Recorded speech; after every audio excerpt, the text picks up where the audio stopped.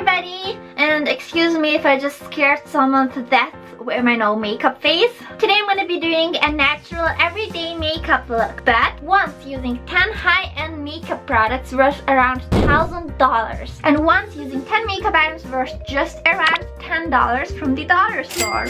But I'm not going to reveal the price of the makeup products until the end of the video, where I'll also do a review and comparison of all the makeup items I used. Now it is your turn to figure out which one is the cheap makeup and which is the expensive one. Can you do it?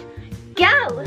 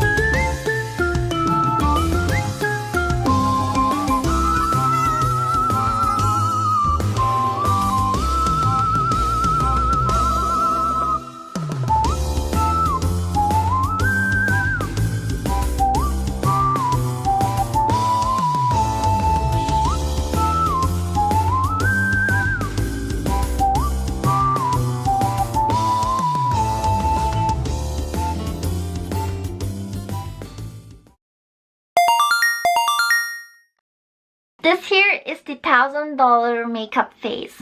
I'm not sure why, but from the usual makeup I wear, this one makes me look more, I don't know, something's different. I look like I'm more mature. I feel like the lip color and the eyeshadow are too pigmented for me, but I personally really like the blush because the color looks like it comes from within my skin, so it's very natural. So now I'm gonna show you the products I used. This is what I used as a primer when I went shopping for makeups for this video. The sales lady told me that this is also usable as a primer, so I decided to get this one. It smells like a very nice perfume and has this baby color. The consistency is a little bit like gel, but it's still a cream. Honestly, I'm not very happy with this cream as a primer because when I put it on my skin, it just felt quite heavy, but it doesn't make my skin particularly smooth, or it didn't correct any redness or dark circles. But the most disappointing thing is that this here was the most expensive product I've used in the $1,000 makeup, this one here. But it, as a primer or as a moisturizer, I didn't really see any bigger effect or even less. I feel so bad for saying this because it was expensive. I just want to make an honest review. Either as a moisturizer or as a primer, it didn't really have that much effect. Like if I would get a primer or a moisturizer from the drugstore or from a normal brand. From the same brand is this foundation. I actually really like this foundation because even though it's thin and it fits onto your face like your own skin, it has very strong coverage. The only thing that really puts me off is the smell. I love salty ocean air and I love fish, but this smells like kelp. Gonna be honest, I started to feel a little bit sick. It smells like kelp combined with perfume. But if you can stand the smell, then you've got a really good foundation. I feel like when you buy foundation for, let's say, $5, you get the foundation for $5, but if you buy a foundation for 20 times more the price, then I feel like it's 20 times more worth or effective. The last item from this brand is the concealer stick, which fortunately doesn't smell like perfumized kelp. And out of all the concealers I used since starting to wear makeup, this one is the most effective for dark eye circles. People usually ask me if I'm tired or sick because my eye rings are so dark. So in this case, when your eye circles are so dark that people start assuming you're sick or tired, I feel like it's a good idea to invest in a really good concealer. So unless I'll find something reasonably better, I will continue using this one. The foundation I showed you before did have an unpleasant smell, but what made it worse is the powder I used on my face, which is this one here, and it's in a pretty cute little tin, and when you open it, it's even cuter. Almost looks like candy, but of course it's face powder. For some reason, like most of these high-end cosmetics have a rather strong perfumized smell to it. Flower smell together with the fermented kelp just made me feel a bit nauseous. As you can see, there are different shades of marbles, and I think this really helps in correcting your skin tone and just evening out your complexion. As you can see, it's really hard to detect the foundation, just like my own skin. Next, I did my eye makeup with this eyeshadow palette here. I think that the colors are great, just a little bit too mature for my age. One thing I didn't like is that the glitter powder, yes, this is glitter powder. Glitter eyeshadow should sparkle, but this one didn't sparkle at all, and I tried to apply it with different types of brushes. I applied the glitter eyeshadow right here and on the top, but unfortunately it's hardly noticeable. I wonder why. I really do wonder why. Otherwise, the colors are pretty good, but I didn't switch to this palette from my current makeup. The fake eyelashes are from MAC, and I think they're super great because the lash band is almost invisible, which makes it look super natural and also easier to apply. And you can create this nice cat eye effect look because the lash band is so thin that you can already start applying the lashes here in the corner of your eye, and because of the length, it will reach here to the outer corner of your eye. So it creates a nice cat eye, big cat eye effect. This mascara, which smells very perfumized and has a rather interesting twisted shape.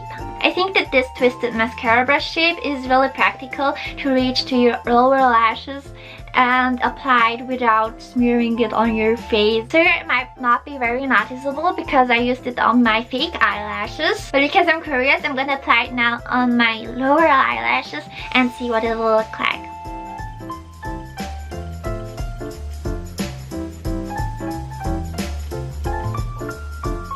This is what I used for eyeliner, and while I'm sorry, the actual liquid inside the bottle is average, it can do this.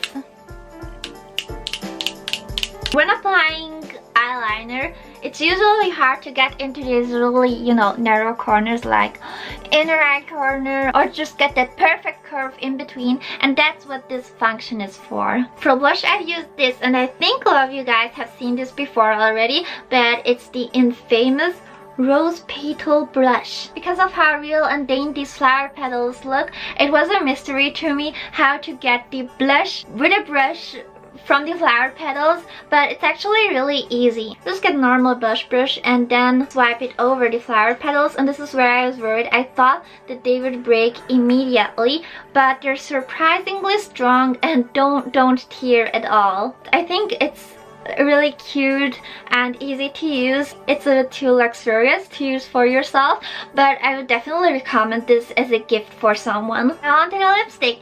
This is what I used, and really the case looks pretty cool. So this is one of these things that I would like to carry in my makeup pouch and then just pull it out and be, be the person who has a really cool lipstick case. It also doesn't smell weird. So I guess I will continue using this one. This was the review for the $1,000 look.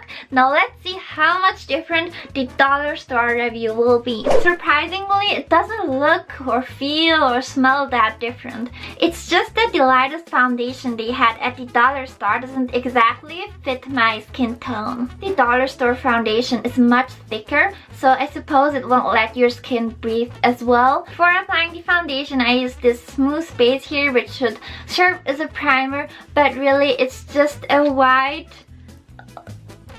and rather sticky cream. When you put it on your face and it dries, it gets even stickier. This might be glue, oh my god. So I'm not gonna put this on my face again. Then I fixed the foundation with this pressed powder. There's actually nothing to complain about the $1 pressed powder, which is amazing because that means you too can get powder on a budget. Eyeshadow, maybe it's just me, but I don't think that these three colors together make a good eyeshadow palette. But I tried to make my best out of it. Otherwise, the colors look good and they're super easy to apply. They don't do any weird stuff, and it's just the color combination that's kind of off. I don't know what you guys think, but I think that this blush did a pretty good job on my cheeks.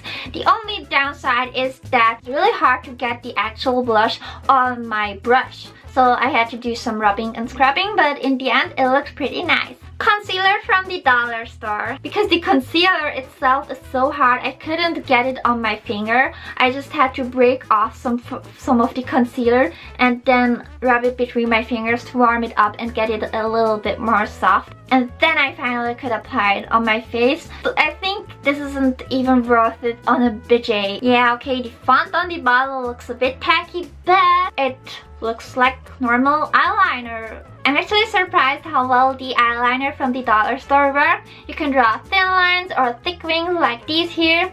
Yeah. And finally, lip gloss. I have absolutely nothing but praise for this dollar store lip gloss. Cute color, cute packaging design, and not sticky. I hope you like this comparison. If you want any more comparisons videos like this, let me know in the comments below. See you soon in my next video. Boo, bye bye, boo.